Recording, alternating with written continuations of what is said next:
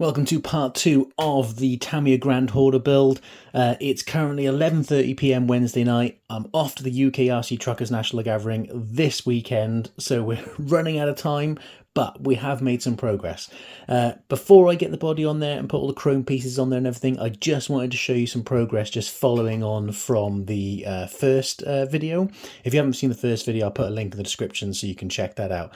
So first thing I wanted to show you, I don't know if anybody spotted it in the first episode, keen-eyed Tamiya truck builders probably would have been like, shaking their fists at me. I did actually stick the rear axle on the wrong way around. So when I gave it a test run, I was like, why are my axles going in different directions? So yeah, bit of a mistake there. But so I've swapped the axle around. You can see now, if you look back at the first video, you'll see the longer pieces down this end and the drive shaft is straight. Whereas now the drive shaft has that slight angle to it, and obviously it's swapped around. So yeah, so I've swapped the axle around, so at least we actually have all drive in the right direction, which is always a good start. I also managed to get the Hobbywing Fusion SE in there as well. So in the first episode, I had the Tamiya 540 motor in there, but I hate the noise on the stock Tamiya motors. I had wanted to get the SE in there, but I couldn't quite fit it in first time round. And it was just basically because of the cable here for the servo. So I swapped the steering servo around. Originally, the arm was down here, and I just basically moved it so it's up here, and just yeah, it literally was just a straight swap, so that was dead easy. I didn't have to take the arm off and move it or anything like that, so that was really cool. The gear shift servo is still in the same place, that hasn't moved, so I was really happy that I was able to get that Fusion SE in there because it's super quiet. Obviously it's lovely and smooth, so yeah, really happy with that.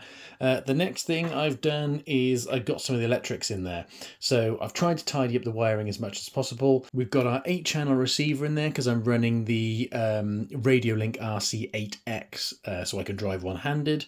And then I've also got in here the ESS One dual sound module. Obviously not as cool as having like the proper truck sound modules or the lights and everything like that, but at least I've got, nice engine sound. I've also downloaded the Dixie horn, so I'll see if I can do that in a minute. It is a bit late here and my kids are in bed, so my wife might throw something at me, but for the sake of science and YouTube, we might just have to do it. So yes, I've got that in there. I've got the bits in there ready for the seats. I've put in the panels and everything for mounting the battery and all that kind of stuff. I did also just trim the battery tray because it couldn't quite fit in the battery that I wanted to run. When I test it in a minute, I'm just going to use a small little 2S LiPo pack, but I did want to get a larger 8000 milliamp hour 2S LiPo pack in there. So yeah, so I just trimmed that a little bit just so I've got a bit more space for the battery. I've mounted the power switch up there for the Fusion SE. Like I said, tried to tidy up the wiring as much as possible. I have also as well fitted a load of LED lights to the rear. I'll get those powered on in a second so you can see them.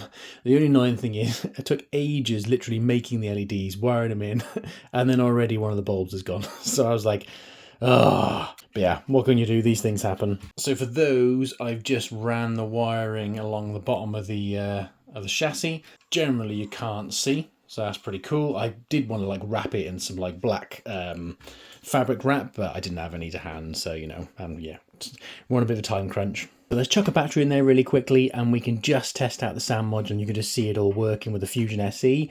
I'll show you the transmitter and then we will reveal the body colour, which you might have already kind of got a hint at, but I have painted the body shell and everything. I just literally need to finish assembling it. So let's get this thing powered on. Before I turn the rig on, I just want to show you the RC8X transmitter. This thing's been keeping me company while I've been building the last few nights. It's like my new friend. Have a listen to this. Welcome to Radio Link. It talks to me. So yeah, it's been keeping me company, talking to me, telling me how stupid I am when I'm trying to fit things in the wrong places and everything. I'm hoping it won't verbally abuse me while I'm at the event. This thing is absolutely covered in buttons. It's really cool, and yeah, because I'll be able to drive it one-handed, so that's really handy. Basically, I'm going to have my gear shift on this switch here. Then I'm going to have the horn on this switch by here. So if I can just press that every now and again when I want to.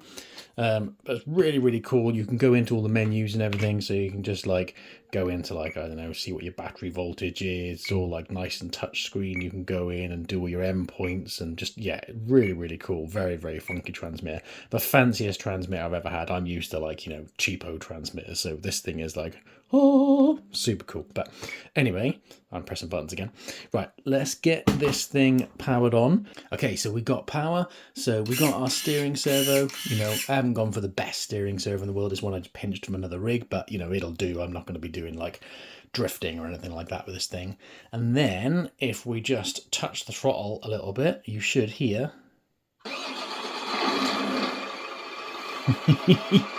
How cool is that? I am literally like a big kid. This reminds me when I first had my tank. This thing is just awesome. Yeah, it has a really cool idle switch off as well. So if you don't do anything within like 5 seconds, it turns back off. With this ESS One Dual, you can program different stuff. You can download this app on your PC and you can change the running sound. You can have a brake sound. You can have an auxiliary sound like a horn or stuff like that. And you can also do a turbo sound, which is really, really cool. The turbo sound, though, it's you basically got to be like, coming off full throttle for it to get it to work. So I will just show you the Dixie horn really quickly, and then I'm going to run for cover before my wife comes and throws something at me. But let's just start it up again. This thing is going to be loud, so bear with me.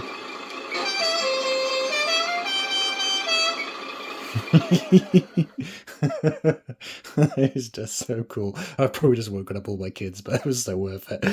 Oh man, I can't wait to use this thing in the event. It's going to be awesome. So what else we got? We've got our rear lights, which, like I said, one of them is gone already, which is really, really annoying. They're a mix of 5mm and 3mm LEDs, and I just had some knocking around that I made. Wired them all together, so yeah, big gutted about that. I haven't done indicators or reverse lights. I appreciate to the kind of the hardcore fans, it's probably like, oh, this looks horrible, but I just wanted loads of cool lights on there, to be honest. I'm not bothered about indicating. I hate indicators on RC cars. I'm going to reverse as little as possible because I can't drive, so yeah, I just wanted lots of cool LEDs. So we've got the LEDs on the rear. Oh, let me just show you that we actually have drive as well. So if I just lift the rear axle up, start her up again.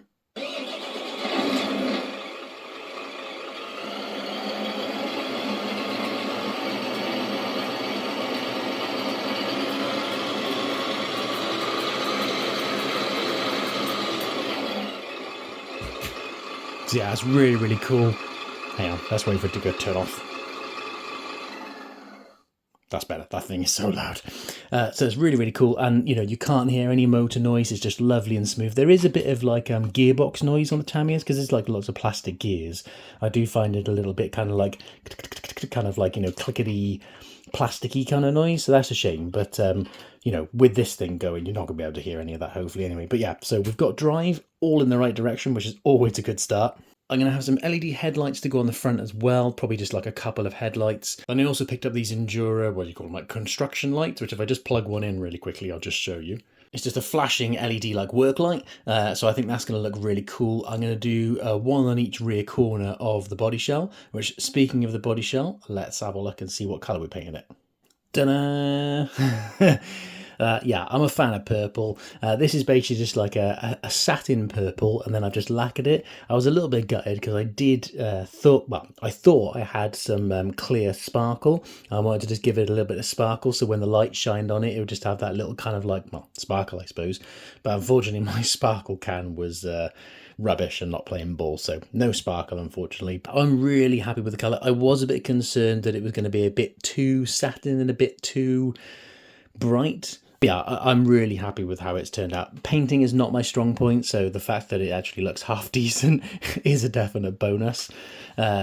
Obviously, I'm going to put all the stickers and everything on there as well. Then obviously, with all the chrome, it'll break it up and stuff. So I think that's going to look really, really cool. Obviously, I've still got the interior to put in there. I have painted it, but I just need to get it all fitted. So you can see I have made a decent bit of progress. Still a fair bit of work to do to get it finished, but I'm on the finishing straight, really, aren't I? I can see the light at the end of the tunnel. So let me know in the comments what you think of the colour, and let me know what you think of the sound I've gone for. I think it's the Scania R730 or 370, I can't remember which one it is, but yeah, V8 diesel basically, which sounds pretty cool. I really want to try and get the turbo sound more responsive, but it seems like it'll only do it when you come off like hard throttle. So if you've got the ESS sound unit and you know how to increase the sensitivity so that like as soon as you come off even just light throttle, you get the turbo noise, then let me know in the comments, because I really want to try and get it to work. I also wanted to see if I could actually change the brake sound as well, so I could actually have it reversing, so that then when I am reversing on the throttle, I'd actually get the reversing side of like beep, beep, beep. But again, it didn't seem to want to let me change it. I could only seem to update the custom file, which then overwrote the horn. If you know how to do it, then drop me a comment below, because I'd really like to be able to do that as well. I think that'd be awesome. And so I'm going to leave it there for now. Let me know what you think of the truck build so far. I hope you're enjoying the videos. I'm really enjoying doing it. It's just great fun. It's nice to see something different and have a really cool project that I can actually just crack on and get done as well. And I'm hoping you guys are enjoying Follow Me for the journey. I'm going to go get cracking with this, get as much chrome things on it as I can, get some more LEDs done, see what I can do with that interior, and then I will be back for part 3, where hopefully I will have a finished rig, and then next you can join me at the RC Truckers National Gathering on the weekend. Anyway, I hope you enjoyed the video. Give us a like if you enjoyed it, drop me a comment if you got any questions. Thank you very much for watching, and we will see you in part 3.